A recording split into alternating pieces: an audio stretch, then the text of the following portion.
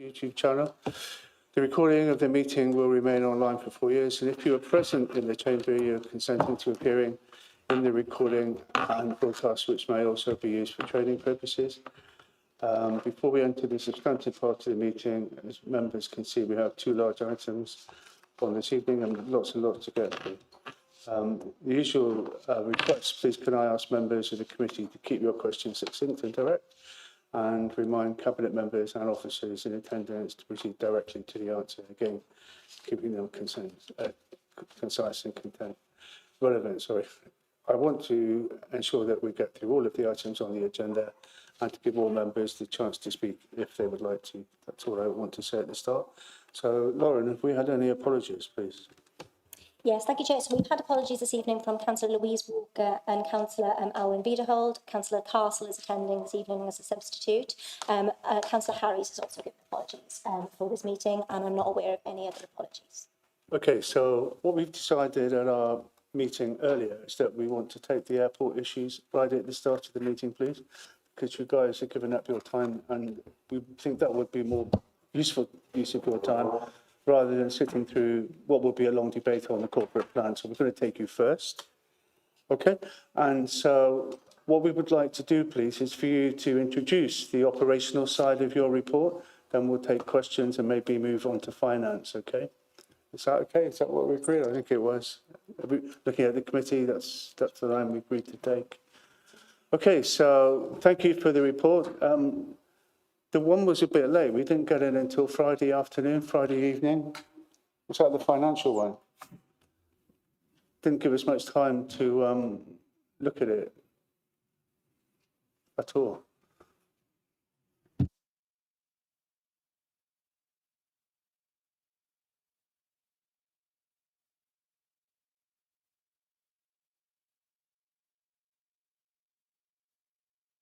Okay, when you speak, can you introduce yourselves? I've forgotten, and some of the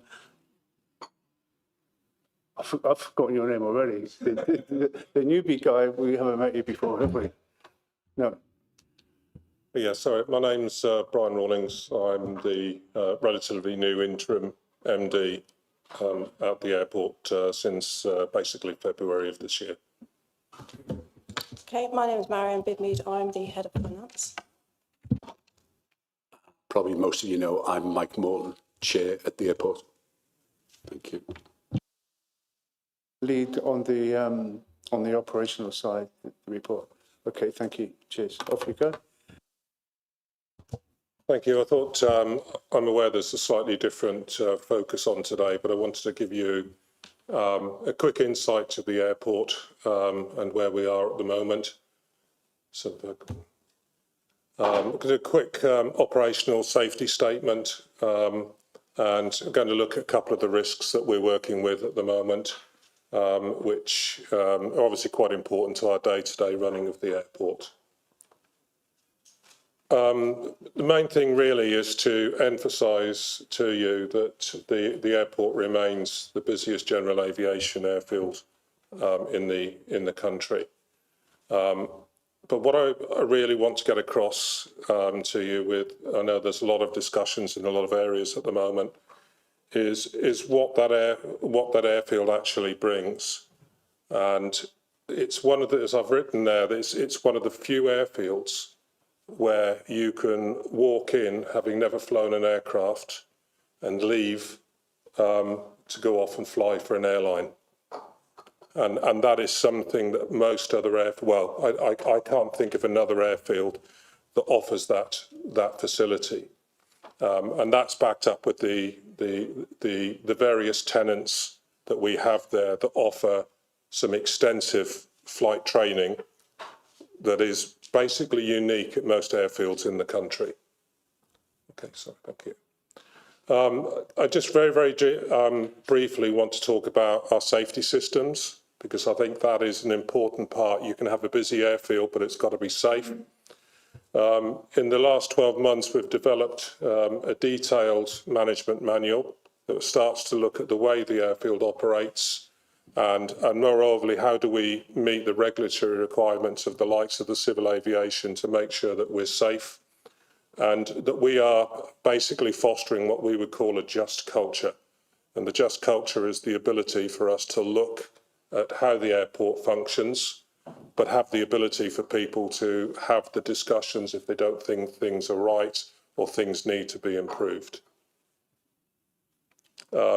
To that end, we have various safety reporting systems, safety management systems, and including certain safety committees. These are the areas at the moment that we've been focusing on in the last couple of years from a regulatory point forward, the regulatory point, and concentrating on moving forward. To that end, we're looking at the moment in particular detail in a safety element that is basically a nationwide or national issue, which is what we call runway incursions. A runway incursion is basically when an aircraft or a vehicle or a pedestrian just slightly goes into the wrong area. They could just stray past a line or a marker. And it is, if you've basically seen quite a lot of the news recently, certainly in America, it's been quite a hot topic with an aircraft landing on a fire engine in America, causing a lot of, numerous deaths. So to that end, the Civil Aviation Authority is basically asking us to take a careful look about the way we operate. So that has been a high profile area for us from a safety point of view to manage. Okay. Oh, lovely, you have got them. Sorry, what I want to do, just very briefly, and this is a major change that has happened for the airport in the last, literally, as of last week, we have now changed all the runway designators. So that is basically the runway numbers on the end of the runway. That's been a 6-month project that has taken a considerable amount of time. If you could imagine, it's not just the case of painting the numbers on the end of the runway, it's every single document. We had something in the region of 50 odd documents that had to be changed, and we obviously had to go through the various approvals with the Civil Aviation Authority to ensure compliance, and that was a project that was finished last week. So good, thank you.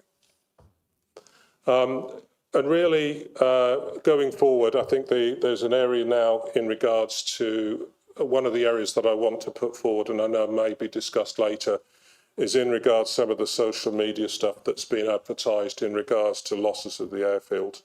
And I don't intend to go into all of that in this open session, but I'm concerned at the moment that some of the public information that's gone out is not factually correct, and I will leave that at the moment, if you don't mind. So that's for me. It's a very brief overview of where we are and where we're going, but I obviously welcome any questions you might have. Okay, can we just go back to the last slide, please?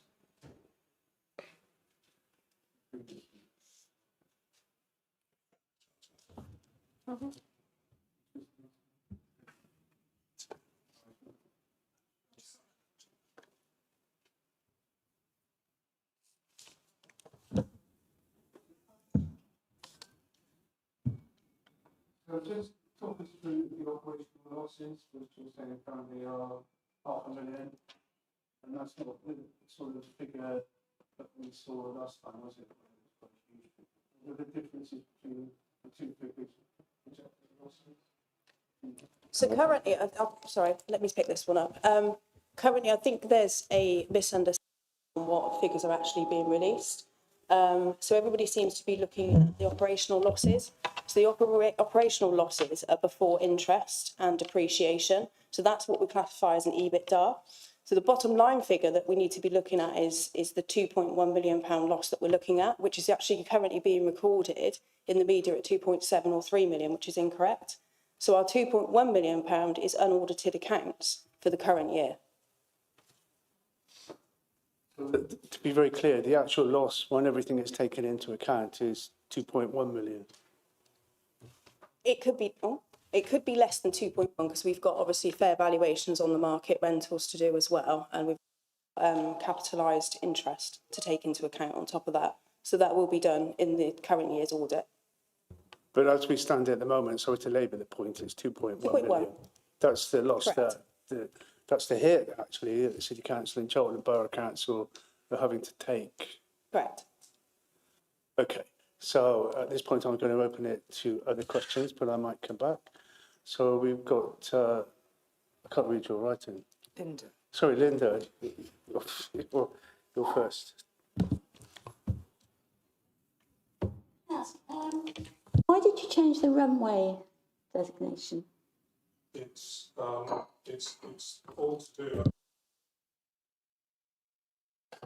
So basically, when an aircraft lands or takes off, they're using a compass which is based on magnetic heading. And because over a period of time it drifts naturally, so at a point at some stage you get to a point when it has to be changed. And otherwise, technically, they would be landing slightly in the wrong direction. So it's a regulatory thing that is required, and most likely it can be every 10 or 15 years, but it's something that we've had to do. There's a bit dense. Are you able to turn it around?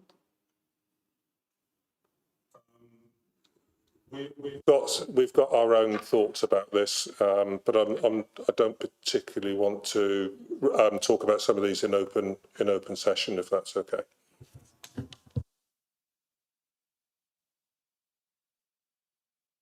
you just clarify that last point you made about you don't wish to discuss this at the moment? Yeah, I think the question was, have we got any specific ideas and against, and we've been doing a lot of work on this element, but there's part of this is not something I particularly want to discuss in an open forum.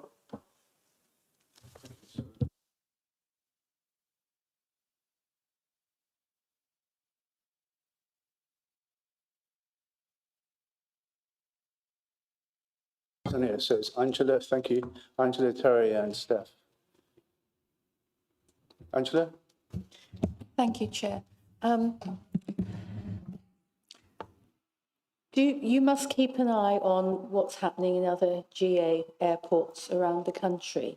How does your loss compare with other similar airports in, not necessarily actual figures, but in proportion to the amount of business you do, number of flights and so on? Are you able to compare yourself? It wouldn't be possible for me to give you exact data other than we always look to see what other airfields are doing and how they operate. As much as anything, it would be look for best practice and how they operate. You're always trying to improve. So obviously I don't have access, or we wouldn't have access to necessarily their financial details. But how we operate, and that's what we're concentrating on, that's what we need to do now, is how we operate and how we improve. So the answer to your question is in some ways no, and in some ways yes. So we certainly look to see how they operate, but how they go from A to B with their finances is not something necessarily I can answer, I'm afraid. So there's no information out there that you might pick up on the grapevine as to how other airports are doing. Are they making profit or loss as boldly as that? You're not able to say. It would be very difficult for me to do that. But then I wouldn't be telling the truth if we don't see how they operate, or to see if they're operating in a certain way. Is that something that we could do to improve on? So yes, we do look, but not necessarily into the funds. I wouldn't have access to that other than whatever's in the public domain. And one more. How do you go about looking for business? Is it something you advertise broadly or very specifically to particular client groups potentially, to get more business? There's areas of this that I would say yes, that we do need to look at, and certain ways that we would look to do that again is something I don't want to discuss in the open forum. But yes, of course, we always look to do that. And how we get in touch with them, aviation's actually quite a small field. So it can be getting in touch directly with people and talking to them, and again, how they operate and see where the possibilities are. If I may, can I just add to that? I think one of the benefits we have at the airport is that we have a successful FBO, fixed-based operator. So these are the people that handle the business jets. And a large part of what they do is to go out and talk to various aircraft operators, to various business people who would like to operate from the airport. So we rely heavily on them. They also attend on an annual basis a number of areas, e-bases, one based in Geneva, where they will be advertising Gloucestershire Airport, and we rely heavily on that. We did go into a business development role a couple of years ago. The gentleman concerned didn't stay with us that long, but we did have some successes, and we've got one there, particularly now based at the airport, on the back of the work that he did. Going forward, it's something that we are pushing forward with, but where we are now is just making sure that we get the financial position in a better place to where we were.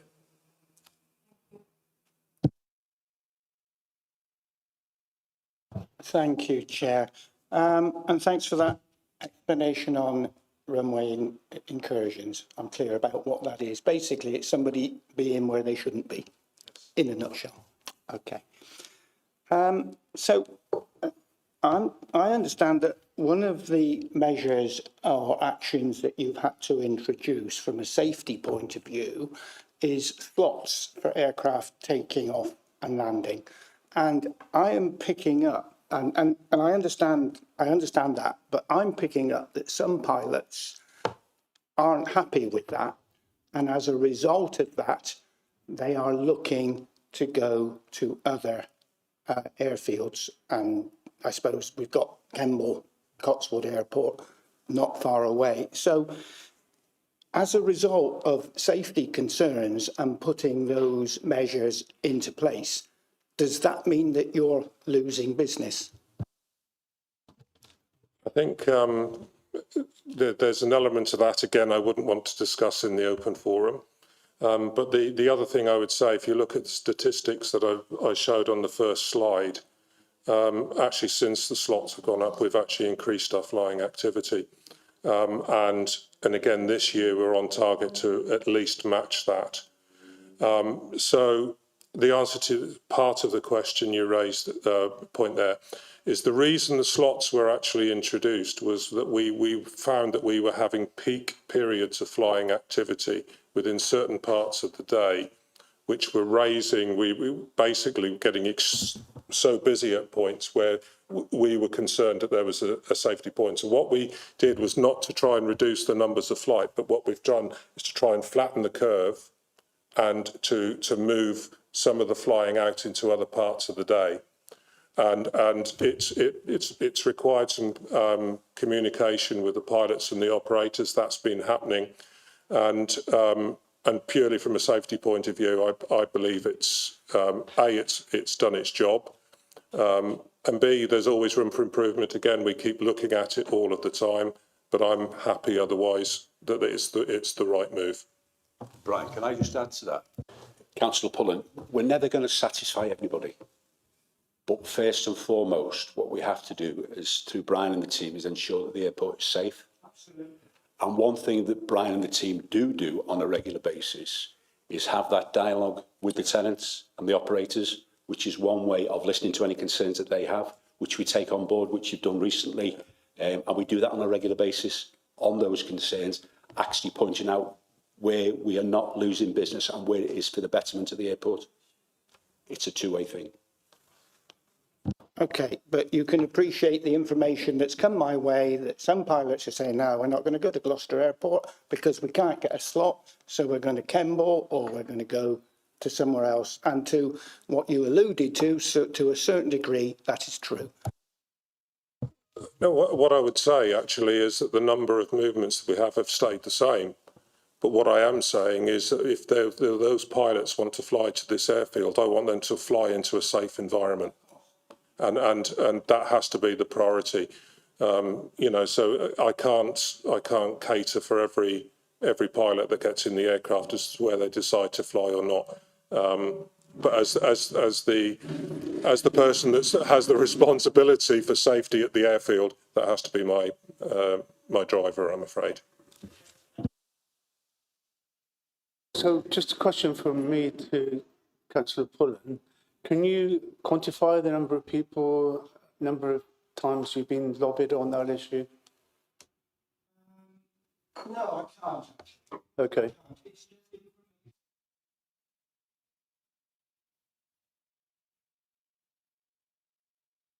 Just trying to think of how you phrase that, never mind. So, Steph Chambers, Councillor. Thank you, Chair. I was looking at the safety reporting diagram and at the safety action group and the other sort of groups that are carried out. I just wondered, it says that they are made up and give everybody a voice. Who are they actually, not names obviously, but who are they made up of proportionately? Is it also airport staff? I think it does say that, yeah. But, and what is the proportions and how many people sit on those? Because it's good to have those, but is it a variety of different people? How often do those meetings take place to scrutinise the safety? It is a full range. It ranges from myself down to everybody that works at the airfield. So depending on the meeting, it can vary as to the numbers, but it is a complete mixture of people. On top of actually what's on there, we also have a safety meeting every week, which is open to everyone. We call it PDR, and that is open to everybody to come and to be able to say their piece. On top of that, we also have a safety reporting system, so that anybody, if they were to see something that not sure of or whatever, they can put in a report. That comes to us straight away, and that will be reviewed at one of the safety meetings. So it is an absolute variety. It's a continual, ongoing process, basically. But some of the committee meetings are legislated by the Civil Aviation Authority. But again, it's the same people. We're not that big a team. So at the end of the day, it goes across the whole breadth of the company, and anybody has a voice. I can absolutely guarantee that. Okay, thank you. And are any of these open? Do you look at the local communities around the airport and ask them if they would like to attend? Obviously, they're in the bit of the danger zone as well. There is a separate meeting. We have, again, it's legislated, called the Consultative Committee. And that is actually chaired by a non-airfield person. We do support it, we do the admin for it, and they meet at the airfield. I attend that personally, and it is an open forum for the local community, local councillors, whatever, to come. I will try and give an update to the airfield in regards to what's going on, what's happening, and then they have the ability to come back and question anything they want. Thank you. One other question, but just before I go there, it would be quite interesting if you could maybe send that through to the democratic services when they take place, and then so members of both Gloucester and Cheltenham could possibly come up for that and know when they are. Sorry, is that the Consultative Committee? Yeah, okay. Yeah. Okay, my final question on safety is in regards to incidents, and I think you always have a catch-22. You said you've been working more on safety and reporting, so your reporting figures go up, which is a good thing, you know, because you're catching everything. But how many have you had that have to be reported to certain, like the CCA or HSC, etc.? How many incidents in the last year or so? I think there's two answers to that question. Is one, I can't give you the exact number. Certain things are mandated as a mandatory occurrence, in which case we have to report it to the CA, even if it's something that's seen in comparative terms to be absolutely minor. So the mandatory element of that is it's there and then. So it can be a little bit misleading, and the fact that we now have actually do more reporting actually comes down to the better culture that we have at the airfield. So whilst I can't quote you numbers off the top of my head at the moment, I know they've gone up, but that's because of the improvements in culture. And us having that just culture and the ability for people to tell us when they're not happy with something. So there's nothing really that you'd see that's happened since you've been there anyway that has been a serious issue? There's always areas to improve on, and that's why we have the committees, and to be able to have the committees and to have the right discussions, and the one thing I've been pushing for is that they're very open conversations.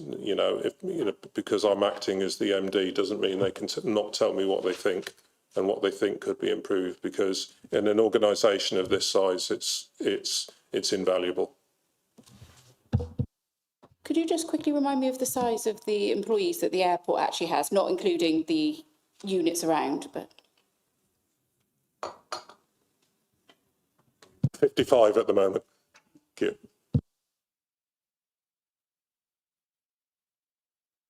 you. In reply to one of your questions, one of the questions put to you, you said that you wanted to be as transparent and as open as possible in terms of the consultative meetings. But if I'm correct, we still have 2 councillors who sit on your board. Is that right? So it's Ashley, Biker and Alwyn, who's not here tonight. But looking at my colleagues, I'm not sure we ever get any feedback from them. We got any feedback updates from them? So I'm not quite sure why that is, and perhaps we could invite them at some stage to come and talk to us and tell us why we're not being kept up to speed. Do they attend your meetings? Yeah, they attend the board meetings and any extraordinary meetings that we may have. But I understand, and I may be completely wrong, isn't it a conflict of interest then if they speak at these meetings? That's why they don't, as I understand it. Because I know Alwyn attends this, doesn't he? Sorry, what is it you don't understand? No, sorry, I may misunderstand. It's a conflict of interest if they bring airport issues to this agenda, scrutiny? No? No, it's not looking. I'm happy to be shot down on this, looking at the Chief Exec, who's already indicated before I've spoken that he wants to come in. But we appoint people to outside bodies, and it's quite usual for them to come back to us, report to full council or whichever committee on what they've been doing at these bodies that they're assigned to. So, John, sorry if I stole your thunder, I'm sure I didn't, but if you'd like to comment. Thank you, Chair. I mean, it's not just an issue with the airport board representatives, but at the moment, council doesn't get feedback from any of our appointments to any of our external bodies. It's something we've discussed over the years with group leaders as to whether they want to institute a more regular reporting framework for all of our representatives to external bodies. But there hasn't been the appetite to do it because it would take up a lot of council meeting time to do so, because you have about several dozen external bodies that you appoint members to, and there hasn't been enough interest. But if you wanted to institute a different framework for reporting back on representation from external bodies, that's in your gift to do. But it's not something that up till now the council does for any of its external appointments. On that, just moving that forward, I think it would be quite useful if we could hear from those 2 directors and get some feedback from them on what the issues currently being raised at the airport board meetings are. I don't think we need a complicated structure to cover every one of the 40 outside bodies we put people onto. But I do think in this unique situation of the airport, which is quite a contentious issue, it would be useful to have feedback from Ashley and from Alwyn. Yes, thank you, Chair. I mean, I appreciate you. In the nicest possible way, you are one of 39 councillors, so I've heard your view. I would like to take that suggestion to group leaders and see if they would like more than just one report coming back. It may be that there are 20 reports they want back. Leaders nodding approval. So I think you yeah, can take no, that as Chair, read. Chair, you're not understanding my point. I would like to understand whether or not there are other bodies that you would like to receive reports from, or is it just the airport board? And I've heard you say that you want the airport board, but I think it warrants a discussion at group leaders as to whether there's other external bodies that you appoint to that you would like to have regular reports back from. And if so, what sort of format and structure you would like those reports to be. So I could certainly take it away, but I wouldn't constrain the discussion just to the airport board unless that was the view of all the group leaders. I'm going to, I said when I spoke before, I don't think we need a complicated structure to get feedback. And I mentioned 2 councillors who serve on the board, just inviting them to come back from time to time and address us as a scrutiny committee. And 2 group leaders who sat to my left, and they both nodded, yeah, I think that's a good idea. Terry, you put your hand up, and Steph Chambers too. Yes, Chair. I agree with the point that the Managing Director has said, and I think that we need to have that discussion at group leaders as to which reports and which organisations that are sat on we would like to come back to committee, whichever appropriate committee that is as well, of course. So, yes. I don't want to get too heavily into it, but yeah, I sit on one legal and I would actually say that's, you know, a council-owned shared service, and I think it is important that I come back with some sort of report to people, because otherwise I quite know things, but other people don't. Okay, so anybody, I think that's everybody on this side. Financial questions. Sure, but I'm just coming back to see if anybody else on this side wants to come in before we go on to the finances. Yeah. Thank you, Chair. I'd just like to ask a brief question. You say that it's a general airport, general aviation. What does that actually mean? A general aviation airfield is basically where you don't, not so much, you don't have the scheduled flights. So, you know, it's not a Heathrow and a Gatwick where it tends to be you're getting airborne from going A to B on a commercial flight. This can be the full range of, within the term general aviation, so it can be somebody that is a private flyer, somebody that's learning to fly, and somebody that's training, up to obviously the what we'd call the business jet side of it, or the of that sort of commercial type of flying, but it doesn't go to the same level where you have a scheduled flight every day, every week from here to Amsterdam or something like that. Thank you. So what is the value of having a general aviation airport? How does that kind of show its worth? I think, and it was an area that I tried to get a point just very, very briefly, is that the, you know, this if you go on holiday tomorrow to Spain, there's a fair chance that that pilot flying your aircraft will have either done part of their training at Gloucester, and you know, and everyone that goes to that route will have started their flying somewhere, whether it's to learn to fly, you know, a little small single-engined aircraft. It's that facility, and so some people just stay, and it stays as a leisure activity. Some people will take it all the way through to a commercial, you know, job going forwards with the airlines. Can I just add to that as well? I think also you need to look at the younger population. It's a really ideal opportunity for the youngsters to have an opportunity to become pilots or to be involved in aviation. And that's what this does for the region. Very, very important. And we see that with some of the visits we have from the younger elements who may go on to do bigger things, which is great news. Lovely. Thank you. I'll be brief, Chair. So we've got benefits in terms of training. We've got benefits in terms of that diverse use. Have all the other airports stopped doing that because it doesn't make any money, or is this a viable future? I don't want to go too technical, but the idea of the training is that they go through different stages of the training. From the first time they get in the aircraft, to the time that they fly solo, to the time they have a simple private pilot's license, and then they go on to the commercial training. Part of that commercial training they learn how to fly what we call instruments, i.e., the ability to fly in cloud. Very, very few airfields, if any, have that facility to be able to do that. So there are a couple of other airfields that might do that one element of the instrument training, but none of these airfields have that ability to do it all the way through. That's why we have a couple of the larger training organisations. In fact, we've got two big fixed-wing training organisations and a helicopter training organisation. That's why they're at Gloucester, is because of that facility, because they can't get it.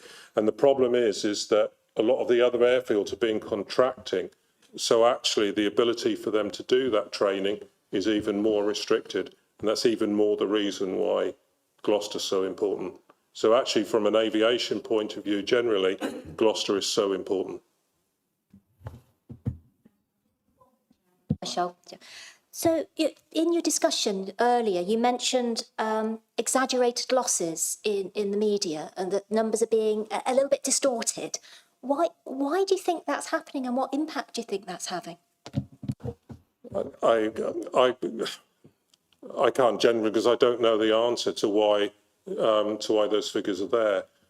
My biggest concern, more than anything else, is I've got members of very, very loyal staff and a lot of organisations at the airfield, and the tenants, etc.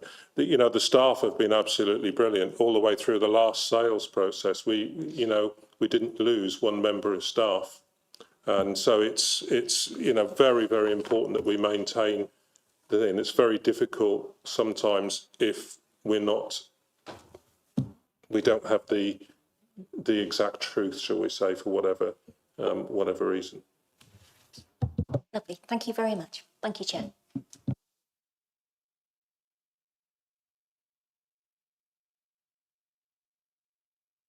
Thank you, Chair. So you could say that you provide a social and educational benefit to not just Gloucestershire, but to the nation, really. Can you sort of put a value on that? Because it's something that I don't think the general public appreciate. And as I said, it's a national asset. And secondly, are you charging those, hopeful pilots enough? I know it's an expensive process to learn to fly, but are you still undercharging?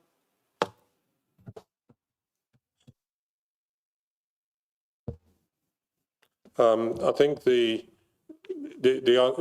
is all part of certain parts of this information. Again, I could go into more detail with in areas that we've looked at and identified. The actual, there's two elements to the charges. What we charge as an airfield for the services we provide is one thing. What the training provider actually charges the student is another. Obviously, it's their business. Where it becomes interesting is that they will be looking at a student turnover anything up to 24 months in advance because of the numbers, and we're talking hundreds at a time here, not like half a dozen. So it is an area that we're sort of looking at in detail. Can I also add, if I may, Brian? The airport as well is also a hub for attracting other aviation businesses. We have a number of businesses around the airfield, and world leaders, Babcock, Saffron with the landing gears. We've got, as Brian's already said, the training schools. It attracts money into the region, but also importantly, which we mustn't forget, is the employment, because it isn't just the 55 that Brian's talked about at the airfield, at the airport. It's those accompanying businesses, and we're talking, I think, about over 1,000 additional jobs that are there, and some of them are really well-paid jobs. I took a visit a couple of weeks ago to Saffron to have a look at what they were doing, and it's worth looking at because the landing gear that they are either refurbishing or actually building from scratch goes all over the world. So don't underestimate the value the airport brings to the region, and it's not just on the flying activity. It's those other aviation businesses that are attracted to the area. Thank you. Reverse of that, you have big companies like Doughty Propellers, 5 minutes from my home, nowhere near the airport. So they manage to survive. So it's not absolutely vital to be at the airport, is it? It's not absolutely vital, but what it does do, it allows us to bring in on the business jets some of those senior people to those businesses arriving at the airport, which again is a revenue earner for ourselves. Sure, but my point still remains. So I'm not sure whether this is relevant or not, but started to sort of stutter it out. My uncle used to work for GAC and ended up with Boeing in Seattle, and that's my interest. And in Gloucester, we overlooked the fact that we've got a great heritage and a great story to tell about the birth of the jet engine and Frank Whittle. But I just come back to Doughty Propellers. They are somewhere away from the airport and have huge warehouses and a thriving business, and good luck to them. So, Angela, were you indicating to come back? Well, yes, following on from your comment about Doughty, we can't predict what nascent companies there are out there that might come to Gloucester simply because of the airport. But also, what's happening, I don't know if you can tell me this, in or out of closed session, but electric aircraft, is there a future airport for that? We're keeping options open on it, but from an aviation point of view, it's still a very, very early, ability to fly. So we're keeping the options open, but at the minute, until it becomes a little bit more mature, how it would be to benefit to the aircraft, we can't really tell at the moment. But as I say, we're keeping the options open. Yeah, I mean, we've heard some really great things about what you do at the airport, about what a fantastic training service and everything you provide. But the one thing that is the bottom line of all of this for me is that needs to make a profit, or at least not make a loss, because it is the public of Gloucestershire who are financing that, the residents of Gloucester and Cheltenham. So what I'd really like to know is, if we're so unique and we've got these amazing services, why are we not making them pay? Okay, I think to answer that one, we would need to go into a closed session. I think for us to be able to give you a slightly more detailed response to that. Thank you for that. Can I suggest, Chair, that we do go into a closed session so we can have the answer to some of these questions shortly? What we've been doing is what we agreed to do when we had our pre-meeting, and that's to note and list the areas where the three of you are unable to comment in public.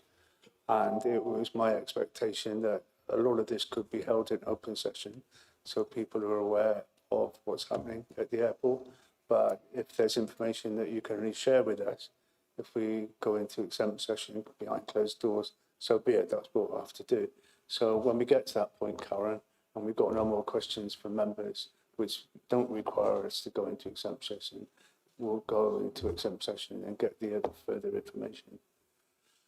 Okay, so there was somebody else? So Linda. Can I just say we are at past 7, Chair? I appreciate that, but I think there's still a lot of ground to cover, and I think we can always go for an extension of time. So, Linda. Mine's just two very quick questions, really. On support with sort of local charities and that, you do the Wing Warriors, which is really important, and Fly to Help. Are there any other charities that use your airport for training? Right, I'll get used to the button in a minute. They're ones we particularly support because they're based at the airfield. But in regards to other activities, we will get approached by other charities from other areas locally as well to help and support.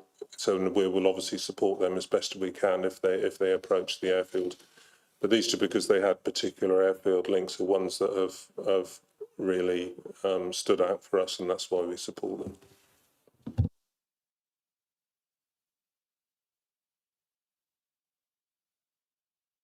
It's a financial question, and I suspect it will mean we have to go into private session rather.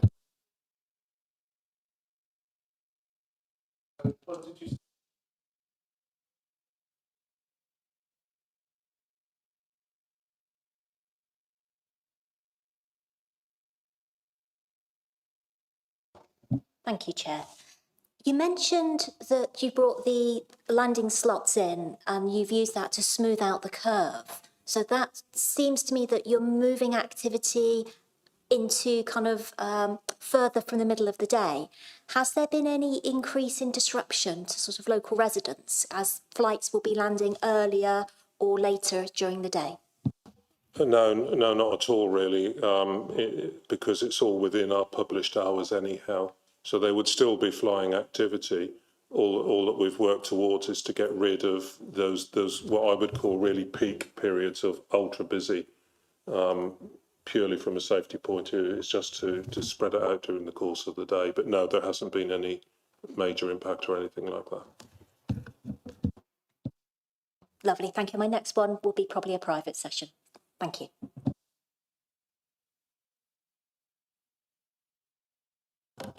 Thank you, Chair. And this is it's something I wanted to make a comment before we go into private session, because I think it's really important.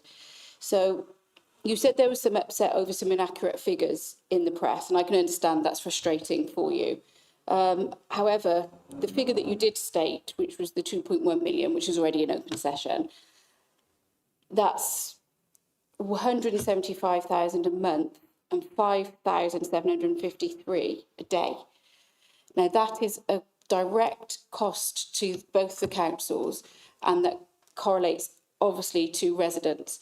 Now, this council in particular is in a dire financial strait, and you're facing increases in council tax this year and next year again, I imagine, increases in fees and charges, which are an ongoing thing, and a general cut in services, whilst these councils are still supporting, the residents are still supporting the airport. Do your employees, and do you make it a really important concept within the business that it is public money that is funding you, and what your accountability is? And I know it's important, safety is priority first and foremost, I get that. But if this can't be viable, if you really think it can't be viable, would you just say, you know, the right thing to do is to call it a day? Or do you think you are going to, and I know you're going to go into some more detail in closed session, be able to turn it around and be able to give something back to the residents or the councils of Gloucester? Because it is a big thing for them. Now, if I was a resident here today paying a lot of money, struggling, paying that council tax like we all are, and thinking, well, I'm subsidising an airport so people can do their flying lessons when I've got no chance of ever being able to do anything or take any enjoyment out of that. Do you really take that on board? I think if I talk to any member of the team, without exception, they're fully aware of what the situation is, and many of those are local people anyhow. Do they take it seriously? Absolutely, and they're totally aware of what the situation is. But we've got people there that are very, very loyal to the airfield, very skilled, and you know, for us to be able to turn things around and make it the best airfield it can be, yes, you know, absolutely we can do it. I'm sure we can. But it's it is based on the core of these people, and most of those, you know, are local people as well. So I think from that point of view, I do think that absolutely everybody's totally aware of what's needed and what's required. And then all I can do is praise their loyalty, because they love the airfield for what it is, and they know what it means to the aviation industry as well as to the local area.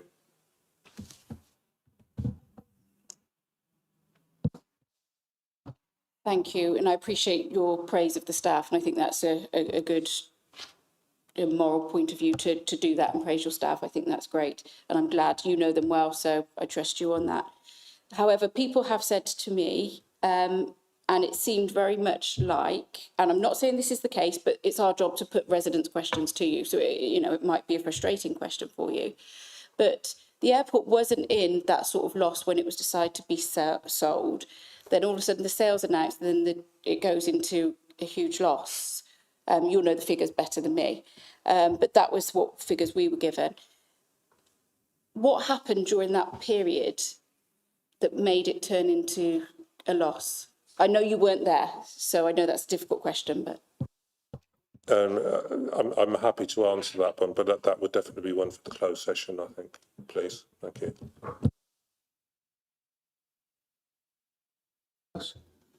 Just for the sake of people watching, my first question to you was, can you explain the difference between the £500,000 figure in terms of a loss that you put up on the screen and the 2.1 million that appears in the papers? Can you just run through what those two figures relate to and why they're not the same, please? Oh, sorry, is this the EBITDA two figures that we showed on the last presentation? Sorry, I didn't catch that. Is it the figures that were on the last slide, the PowerPoint presentation that you're referring to, so the EBITDA and then the bottom line figure? No. It was the very last slide, wasn't it? Yeah. So it talked about a loss of £500,000, 490,000, I think it was, or Right. something. So, yeah, there it is, 489. But that's not the figure that's bandied around. When they talk about the loss, people talk about the loss at the airport of 2.1 million, which was previously 2.7 million. So I'm trying to understand it's not just me. I'm trying to ensure that people watching understand that it's not 2.1 million. It's actually less than £500,000, which is a heck of a difference.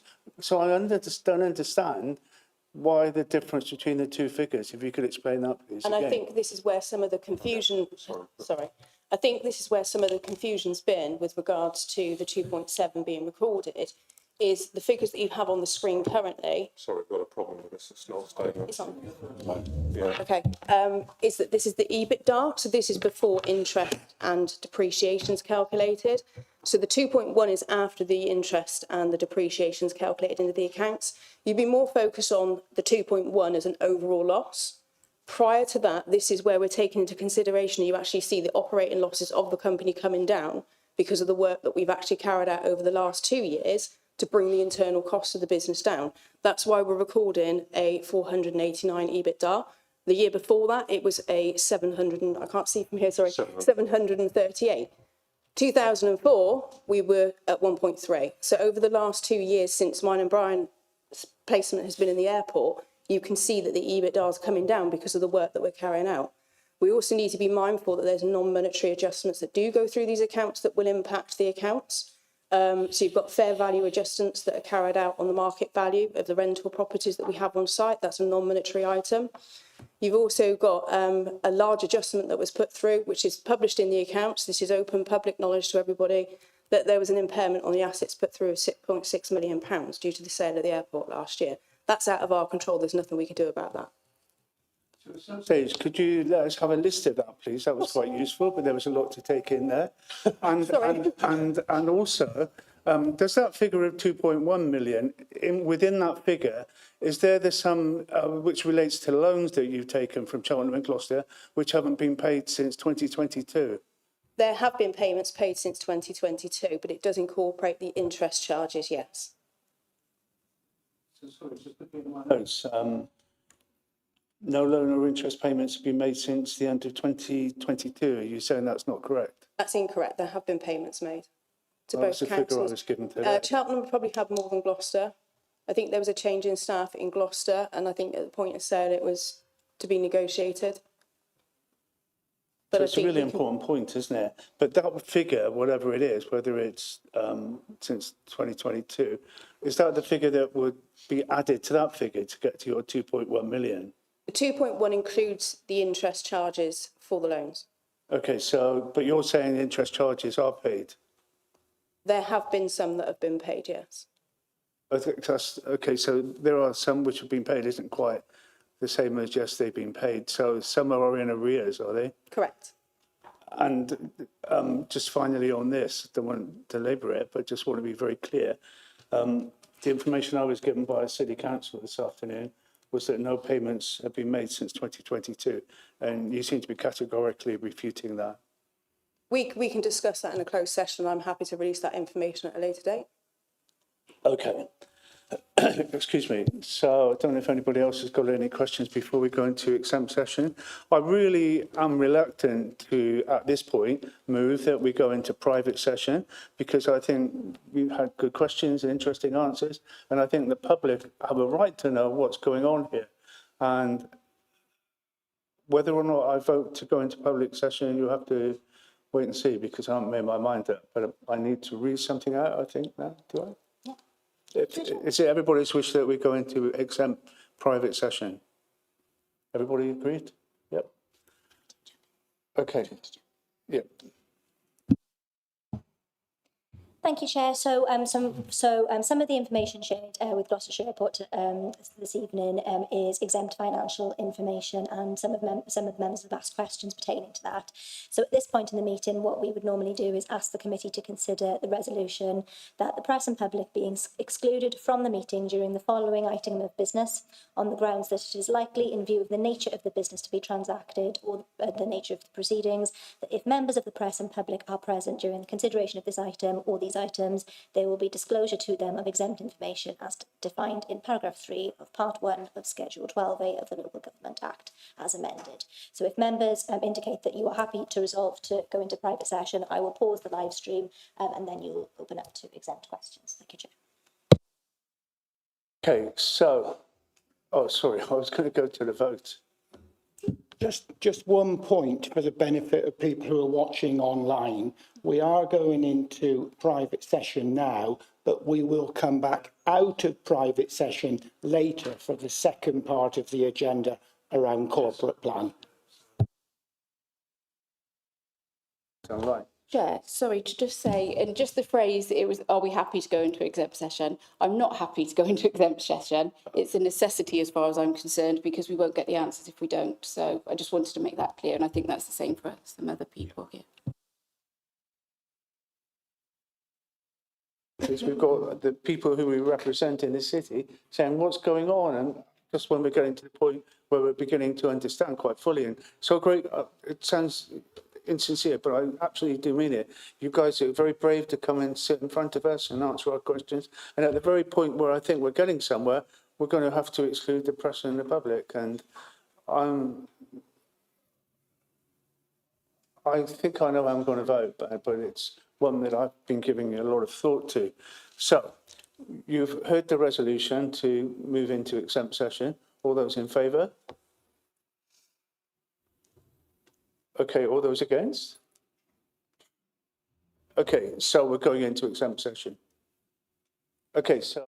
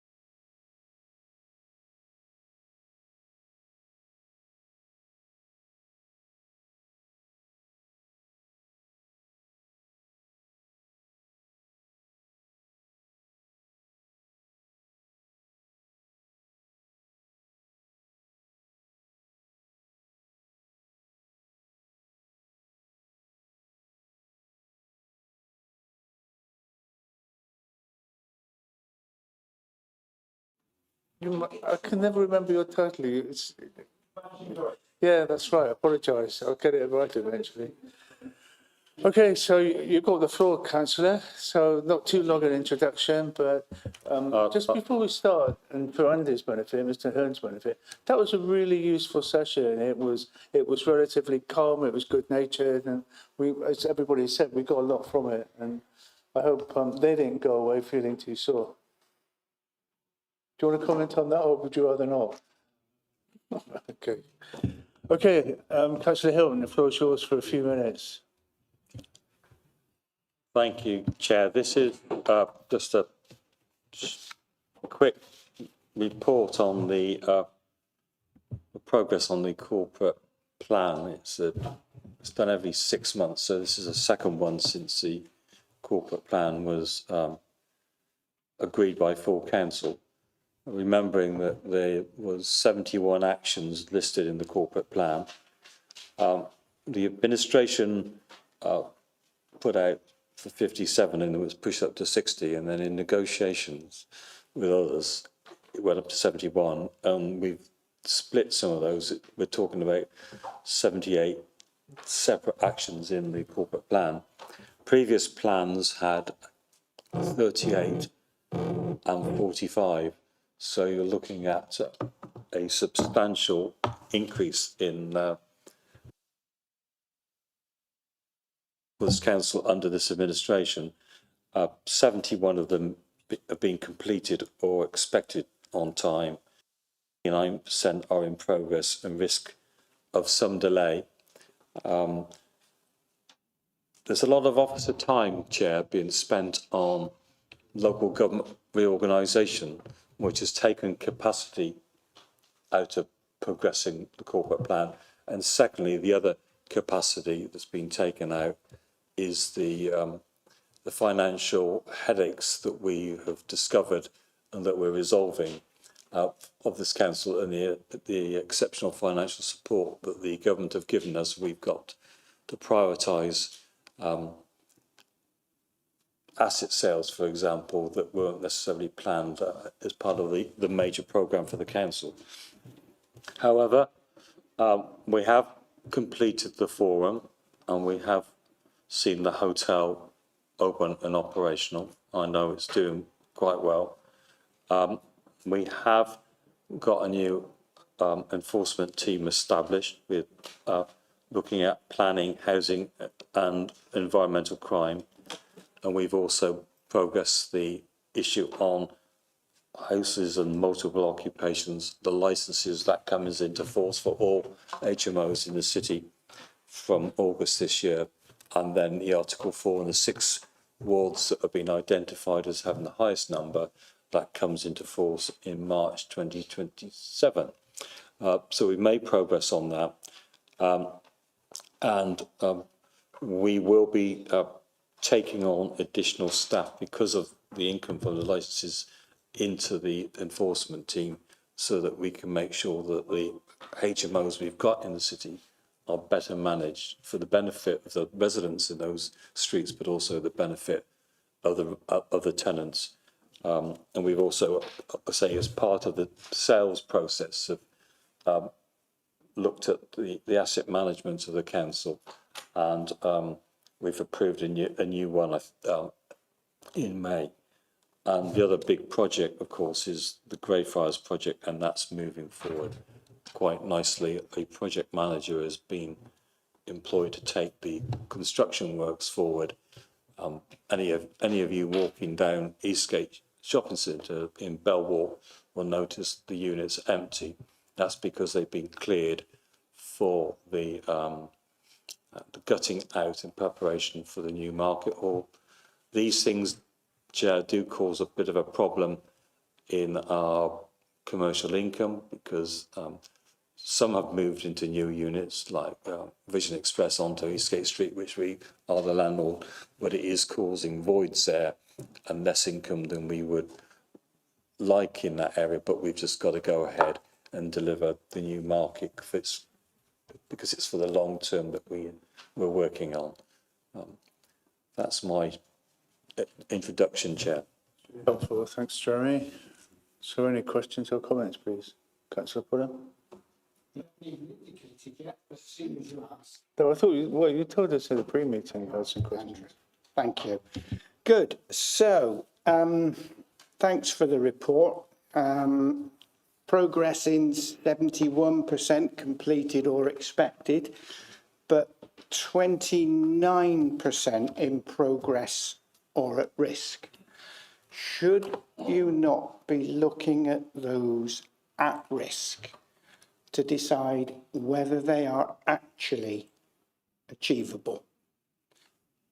And if the council hasn't got capacity actually to deliver them, shouldn't you be making some honest decisions at this stage and say, I'm sorry, but we haven't got the capacity in this council to deliver specific issues or specific aspects of the plan of that 29% that is at risk? Or some of them clearly will progress and some of them might not progress. It was always my hope to have around 60 actions. Some of the actions are worthy, but they require to push them further forward than where we are at the moment. Does require that resource. And I say the corporate plan was approved by full council in May, was it 2024? I think it was 25. I've forgotten which year it is now. 2025 it was approved. And at that time we didn't know that the government was going to create a local government reorganisation in this county. So I mean that has taken up a lot of time. So there's capacity, but also the exceptional financial support is a capacity issue as well, and that's a priority over some of these other things. We could reassess the corporate plan, and we could change it, and we could remove some stuff, but we need to do that with agreement of all members of the council, or certainly a majority of members of this council. And at the moment, if you're encouraging me to have conversations with you, Terry, I'm quite happy to do that. Okay, but you're leading the administration with respect, so it is for you to decide which priorities actually are important to you and your administration, and maybe come to the rest of the council and say, this is what I am proposing to drop, and this is what I am proposing to drop, because... But I wouldn't want to drop things without the agreement of a majority of members of the council, because the corporate plan was agreed by members of the council as a whole. And I wouldn't want them to have questions asking me why something wasn't being delivered and why have you made a decision to go against the will of the council. I mean, we all know that we're in a different situation from where we were in May 2025. So some conversations between group leaders might well be productive if we wanted to announce this or make a decision on the things that we really realise that aren't going to be achievable in the time period of this council. I mean, because the last year of this council also will be 27 to 28, might well be when we're spending more and more time on preparing for the handover to a new unitary authority if the government carries on with this plan. Okay, can I just give you an example? Because point 66 of the report talks about installing solar panels on GL1 and exploring options for renewable energy in other council properties. Now, the great news is that solar panels are complete on GL1. That's good news. But you say in the narrative that a decision regarding renewable energy installation across the council estate needs a feasibility study, but there is no budget for a feasibility study. So then if you cannot carry out a feasibility study, you cannot deliver that outcome. So is that realistic to continue with that?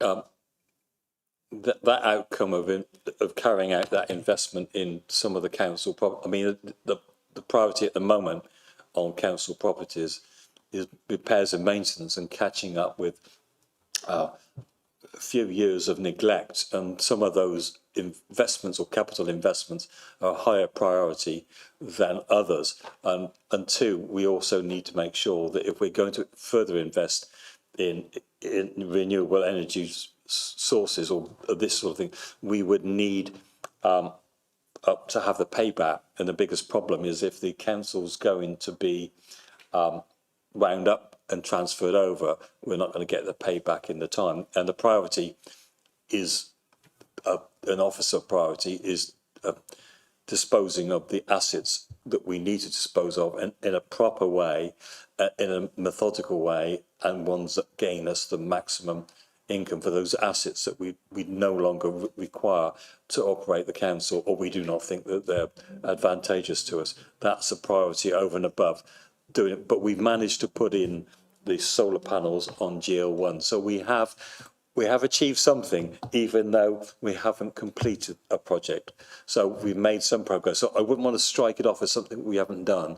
And if the government announced under the new Prime Minister that there was money to sort out energy in our buildings, and there was a grant that we could dip into, then we would look at that and say, look, we've got this project, we can do these things, let's bid for grant aid. So again, we don't know. So in a very Jeremy roundabout way, you've actually said, no, we can't do that. Unless, of course, the Labour government is generous and provides us with a grant to do it.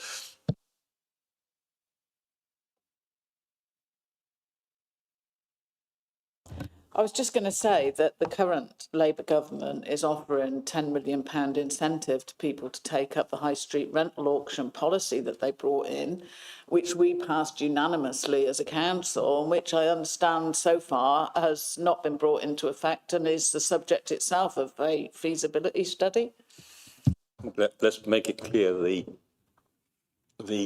cabinet, the council motion, which was cut short, just said that we would ask Cabinet to consider the high street rental auctions. The MP wrote to me only recently. He's had a letter back saying that we will have a Cabinet report considering all the pros and cons of it, and there will be a Cabinet report at the September meeting. That's the plan. So we're progress, but that is something, Karen, that is not on the corporate plan. So it's not even a corporate plan objective. It was a motion that was passed.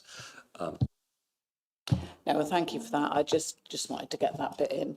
But my question about the corporate plan is to do with how you're measuring some of these things. I see we've got down as on-time completion expected on quite a few things. One of which is Part 6, work with property owners to encourage use of empty flats above shops for use as accommodation, which is a laudable aim. But how many are you planning on calling a success? How are you measuring that? Have we actually managed to have any success in getting any of them converted yet?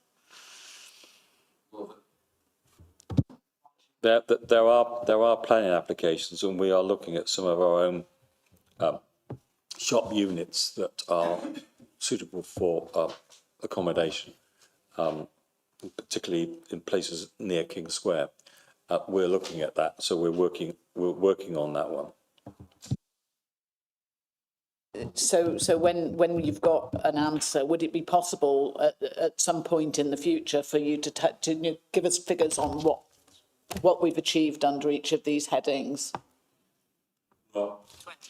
Yeah, the report is in the format it is, but I think we had questions last time. What the corporate plan is, whether we can deliver it and what we can deliver by the end of the term of this council, and where we think we're making progress.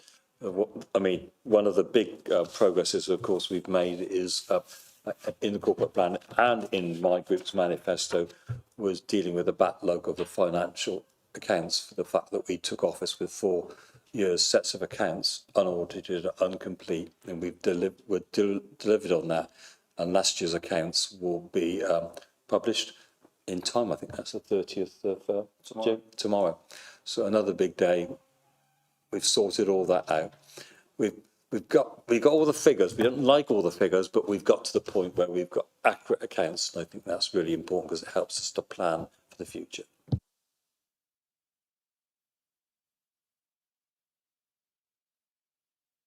Can I ask about Spread Eagle Court? I've had some rather adverse comments about the state of the building, but I know it could be brought back into use. And I understand you were having discussions with the landlord. How's that going? I can't tell you about the discussions with the landlord. All I can say is that the building was in a pretty poor state, and the one thing we did is we gave him notice that we wanted it fixed and secured. There were people camping inside, the doors were open, and we secured the building, secure hoardings all around it. In general terms, it's safe. And I am having a meeting fairly soon with some senior officers to look at 3 or 4 of these units. The one in London Road is another example of properties that are not in our ownership, that we don't have the direct power to resolve, but want to look at options we can do to push it forward. But at the moment, we've checked it. We're also concerned about the roof tiles. We've had all that checked. So the building is as secure as it can be. But this is an example of private sector ownership, which is not delivering a regeneration of that building. It will be difficult and be expensive, I suppose. But we are looking at that one, and we're having a get together to see what further progress we can make on that and a number of other ones. It would be lovely to have substantial funds to put in compulsory purchase orders and carry out our own regeneration. The council just doesn't have that funding. So if we were to do that sort of option, we would need a partner that was willing to actually carry out the restoration and regeneration and building on those sites.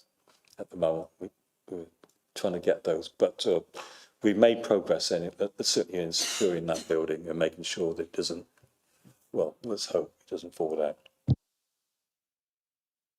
To take a break. So I need to move from the chair that we carry on for another 20 minutes, if that's the member's wish. Carry on for 20 minutes, please, show. Yeah, against? That's unanimous, thanks.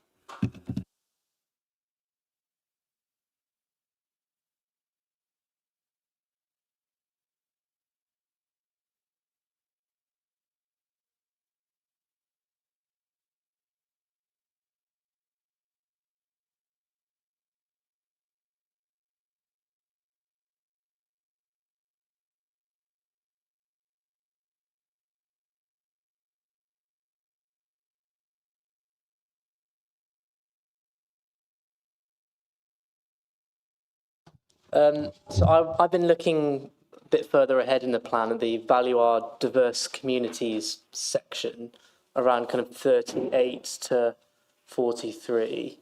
And a lot of the wording in these ones is quite, it's worded in such a way as to be quite difficult to quantify exactly how much progress could have been made. One that particularly interests me is point 41, where it's talking about working with schools and colleges and health services in the voluntary sector to see about issues facing children and young people. And it gives some potential suggestions. And this one is put under, as most of them are in this section, as in progress but potential risk.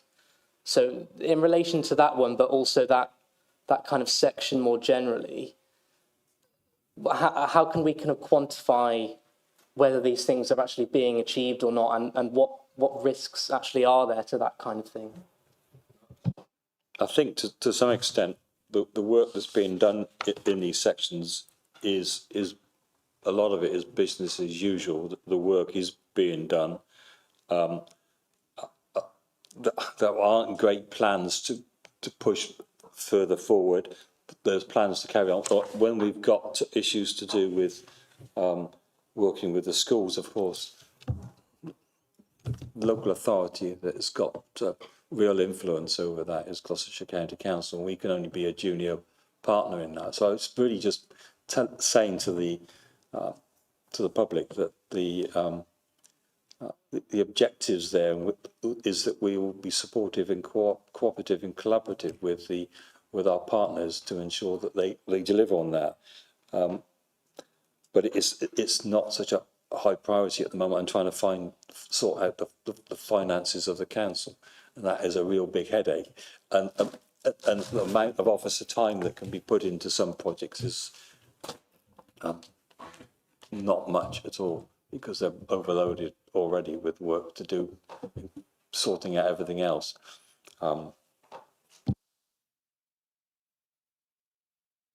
It does answer my question in that it's quite hard to see what we as Gloucester City Council are kind of doing practically, and by the sounds of that answer, it's not much more than kind of encouragement to the county council.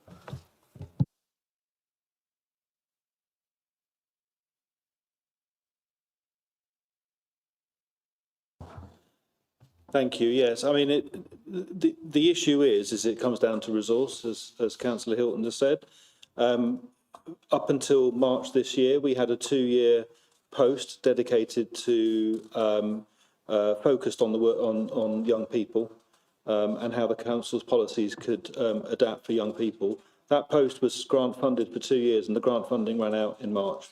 So we had to reluctantly let that person go at the end of their 2-year contract, because we had no ongoing funding for them to continue. So basically what this rather wordy explanation is saying is that in the absence of having a direct resource that we can deploy, all we can do is contribute to partnership working with other organisations that Councillor Hilton has mentioned to see where we can add value, but without any dedicated officer resource to do anything specific on it.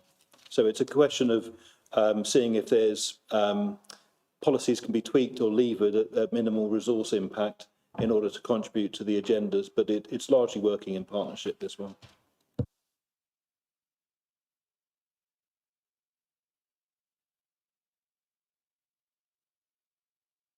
Thank you, Chair.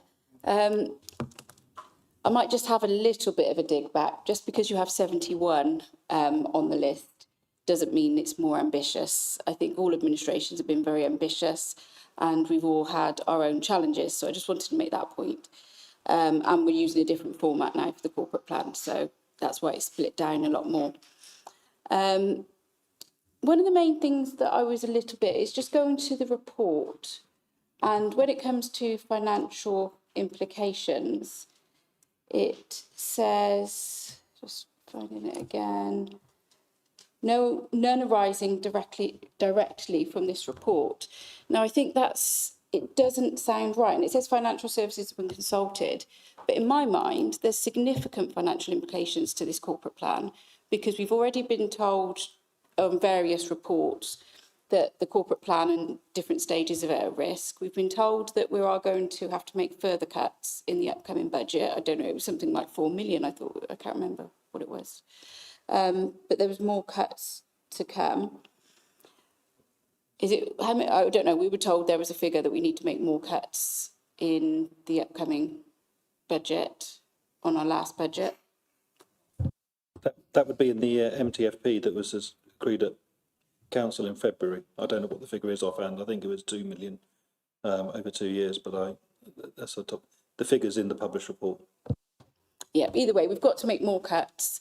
This corporate plan, we were told, wouldn't be delivered in full because of the financial constraints. So to me, that financial implications section isn't an accurate representation of where this corporate plan is at. So I think, to my mind, and I don't know what other people think, but I think there's significant financial implications to delivering this report. I did a bit of an analysis on it using the help of Copilot, and I think 16 rows have gone down since the last update, so they've got worse. because they're now at risk. 45 rows are marked for the same and 10 rows have improved. And we've always got to celebrate those improvements, but I think we need to also, as Terry was saying, be quite honest about what isn't going to be delivered and what really isn't going to make the cut, and have some really difficult conversations over what is going to have to change.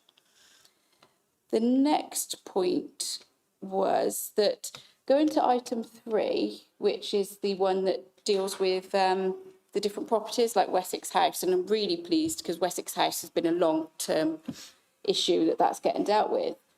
But on the report, a lot of them say in discussions. When have the last discussions taken place with the 3 that say that? So Cowell, St Stephen's, and I'm just getting back to that part, number 3. So it was Cowell, St Stephen's and Spread Eagle Court. Now, you mentioned Spread Eagle, which you said you've got something booked in. But what about Cowell and what about St Stephen's? And you mentioned, because we had a big debate where I wanted this part of the corporate plan to be slightly more encompassing to stay, if other buildings became available and opportunities, they would be considered. And you said, no, it has to be specific. But you mentioned you're in talks on London Road again. So what's going on with London Road and what's happening with Cowell and St Stephen's, first of all? The one on London Road is not directly in the corporate plan, but it's listed as one of the properties that we're keeping a closer eye on. We're not having any success at the moment with Pall Mall Estates, though they repeatedly come back to me telling me that they're in negotiations and things might be sorted soon. I will believe it when I see it. So we'll be discussing that site. Colwell School, I think there's something to do with there's a potential developer. I'm not sure whether they're out of the country, which is making things difficult. They have a planning application in, and I think they need to deliver it. And what was the other ones you wanted? St Stephen's. Yeah, we had a meeting with them possibly about a year ago with people proposing that the development, and they have written to me about a couple of months ago, and they're now in pre-app discussions with the planning department. So I leave the officers to get on with that. I'm not going to interfere in pre-app discussions. I do keep away because people who want to do business with the council sometimes think that they can negotiate with me in detail, and I don't do that. I let the officers deal with the negotiations, and so the planning officers are now dealing with that, and hopefully they'll put in a formal planning application for St Stephen's Church, which would be accommodation. That's brilliant to hear there is progress on St Stephen's.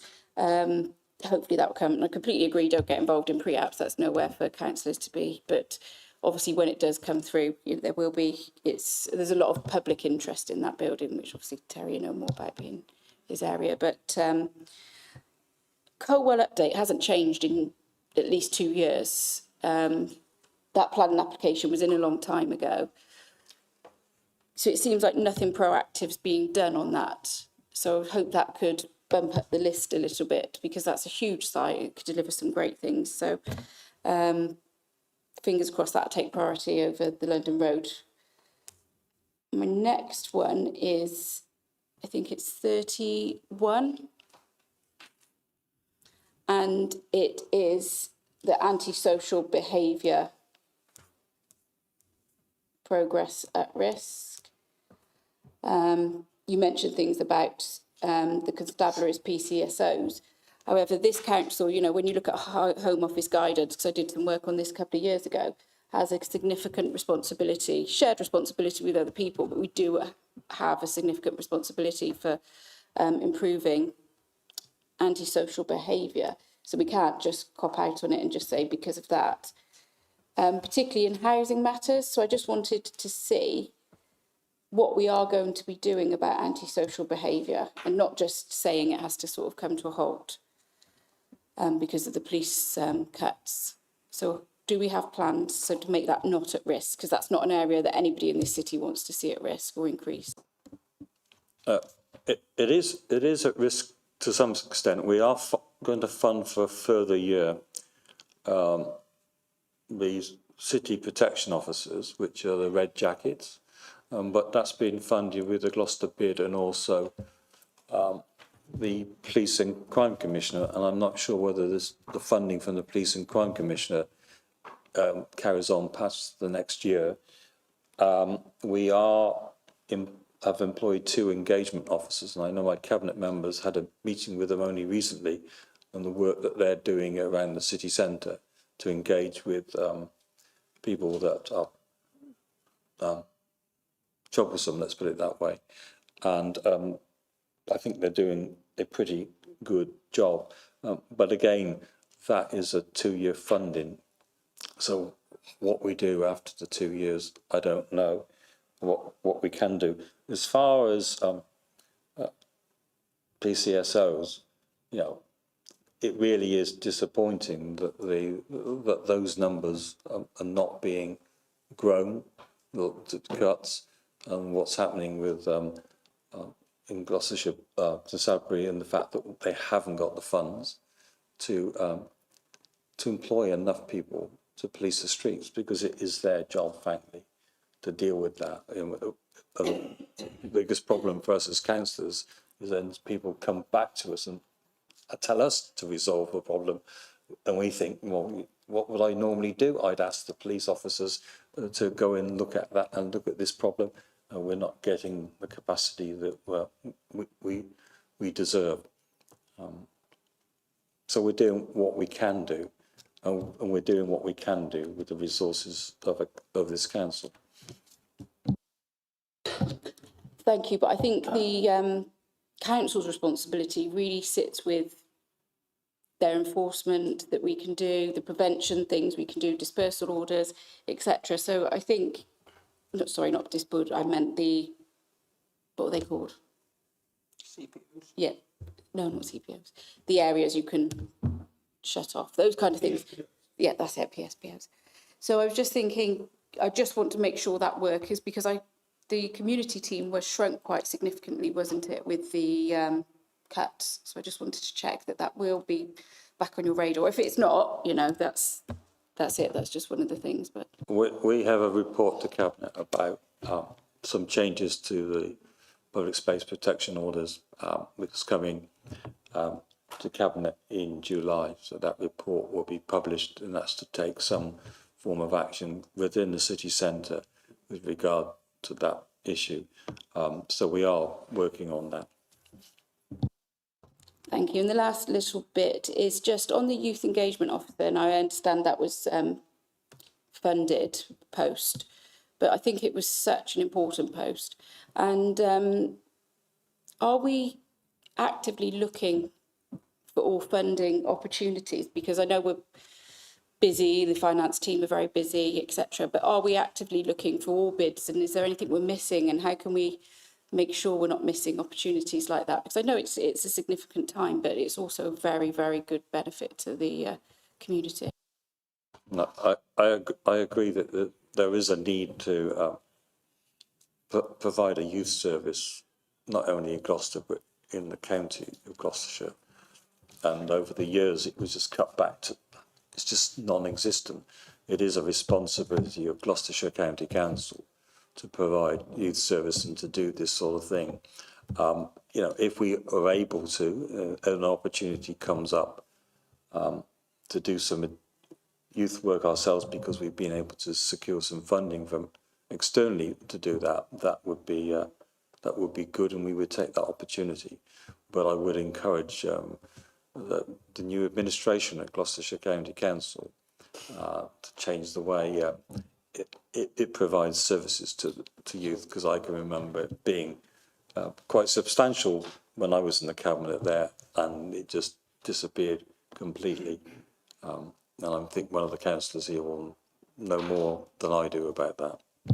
Okay, so I've still got 6 people wanting to speak. Just one really quick thing on youth, and we should all remember that every policy we're looking at, we should probably have a section on it. If we haven't got a youth officer, as how does this affect the youth and what can we consider about the youth? Because I think we need to remember that at every point we're making a decision. We've signed up to the Care Leavers Covenant. That's something we're doing. I know in the cultural sector, we're engaging with a lot of young people in that aspect of council work. And the cultural sector is something that is our responsibility. So I think quite a number of the festivals and stuff like that, young people are involved in that, deciding what happens. And rather than us sitting around a table deciding on what the festivals and events would be funded by Together Gloucester, that's been done by others, and particularly people of a younger age than any of us sitting around the table. Okay, can we move on to that? Thanks. So we've got quite a few still to go. Lady called Tree, please. Right. Yeah, I'm quite disappointed. Yeah, echoes what Steph has said and what Josh has said. Yeah, it's great to have things like the Purple Flag Award and the Green Flags. And you know, it's lovely to have those spaces and to have those awards. But, yeah, is that to the detriment of safer spaces for women and girls? Addressing the safety of young people? Working in partnership to identify issues affecting children and young people, and collaborating with schools so that all children can swim.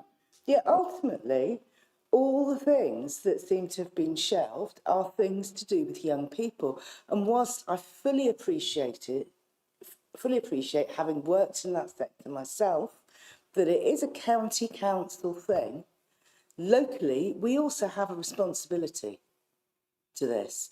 And I really do think, at the very least, there should almost be an impact statement, like Steph suggested, at the bottom of everything that we do, about how it affects the next generation of people in Gloucester. Because they're being largely forgotten. County council things are great, but you cannot even start to think that children in Gloucester and young people in Gloucester have the same needs and the same wants as children who live in Cirencester or young people who are in the forest. We have to look at this locally as well. And it just feels, it's so sad because the youth officer, she was amazing. And it's so sad that that funding wasn't there, but we need to stop that gap somehow. And if that is by really thinking hard about, how the things that we do impact those young people and how we can weave that in to things like the green flag things, for example. There are ways that that process can include young people. I think we saw that at Gloucester Park, at the skate ramp, and the fact that the skaters down there, the majority of whom are very young, were really, really instrumental in doing that. Part of that was down to the old youth engagement officer. But we need to make sure that work continues, and we can do that by putting meaningful impact statements and acting on those on everything that we're doing. The latest stats I had from the leisure centre is that we've got an increased usage there. This is before we get to the total refit. The total refit of the leisure centre will benefit young people. I know when I was younger, I was often in the swimming pool 3 times a day when I was 12 or 13. Got on a bus from Churchtown and came in for a swim. So that is a benefit that will benefit young people. And we know from the stats that there's been an increase in the number of schools taking their kids to GL1 for swimming lessons. So that we're making progress on that. And I know also that the County Council also agreed a motion on doing more for, and they're the primary responsibility, doing more to get kids to swim and learn how to swim. And that needs to be done right across Gloucestershire. But we are taking a note of doing what I think some of the developments were taking place in Gloucester. You know, at the moment, you know, the forum is not directly going to benefit those who are at school, but we've got two high-tech business operations there. We've got Patch and we've got Fastos. So if we get other businesses in there, they're going to be the sort of businesses that's going to attract young people into work. And if we get young people into work, the economy will get strong, and we need to make sure that the economy of the city is good. We're going to build a new cultural centre at the old market in Eastgate. That will again be primarily serving lots of young people. So doing these sort of things makes the city more attractive for youngsters to stay. I think the University of Gloucestershire staying here gives more opportunities for young people as well. To create an environment where people want to stay in Gloucester, because there's lots more of people of the same age participating in the benefits of the city. So we are looking out for young people. The fact that we've lost one job is regrettable, but the council has limited resources.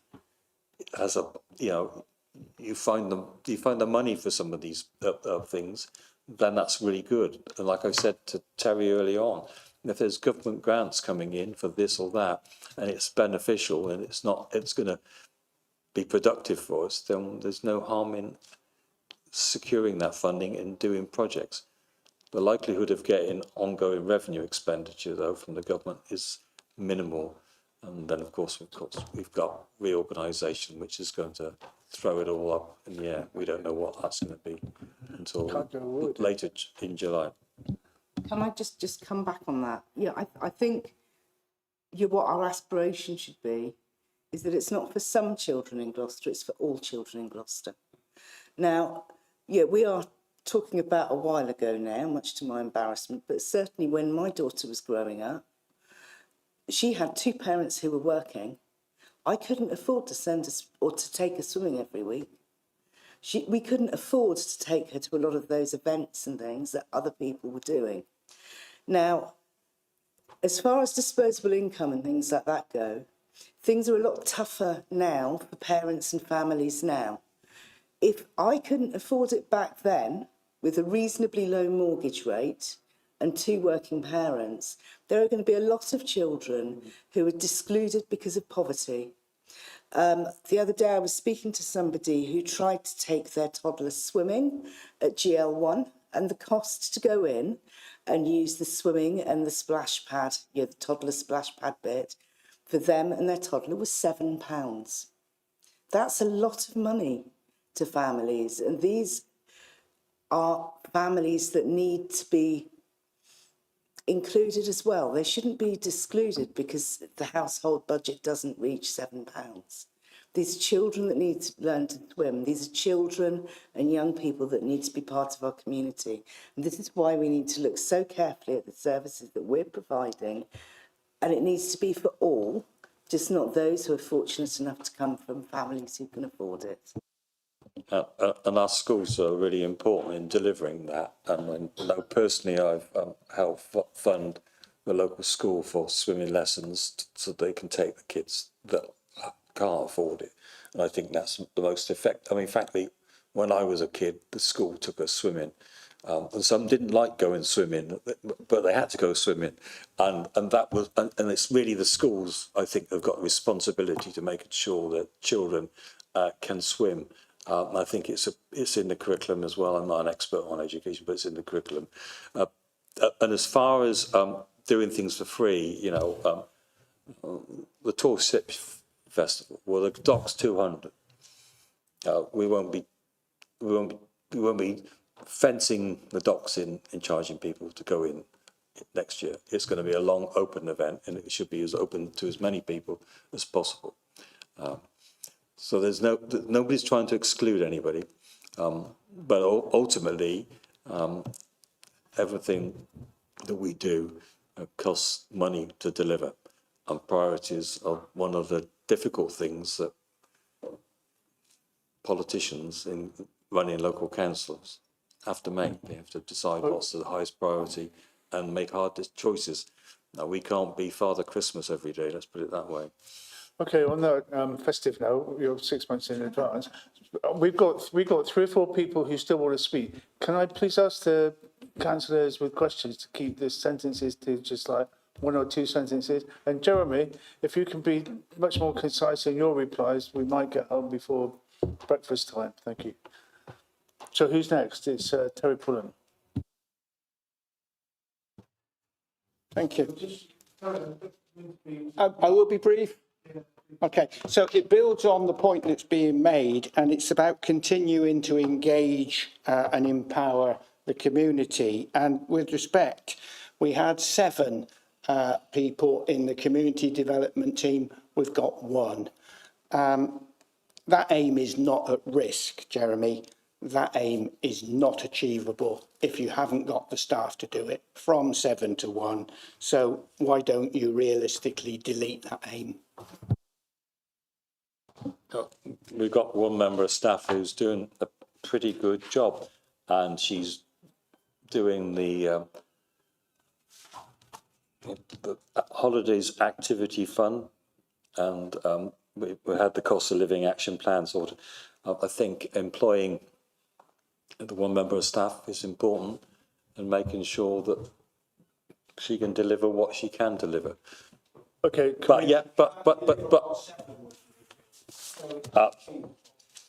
absolutely not. Can't deliver what 7 we're going to deliver, but we've got 1 person in there.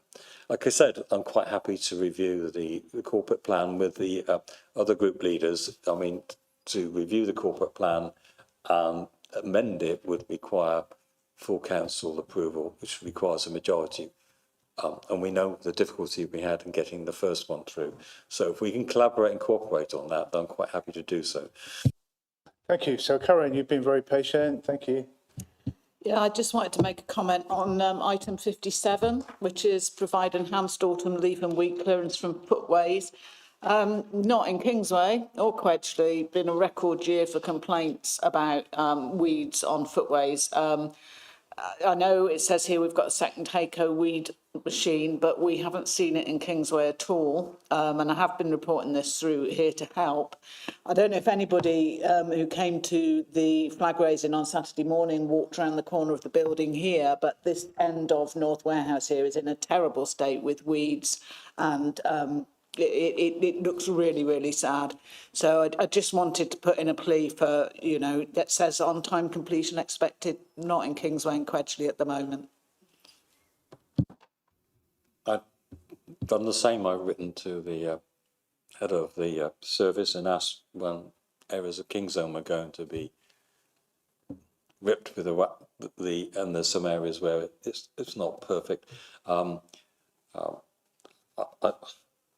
But we have got the 2 machines, and I do think the cleanliness in the city is fairly good, though it's not perfect. Certainly in the city centre, it's very good. But I need to go and have a look at Kingsway to help sort. Okay, enjoy your trip to Kingsway and Quedgley, and I'm sure Karen will take you around. So Linda, did you have your hand up? Yes, thank Make you. it short, please. Just a quick one. Point 64, working with Gloucestershire Wildlife Trust on the Gloucester Nature Park project.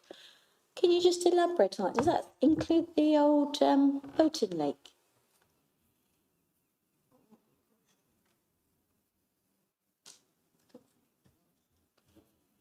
Yep.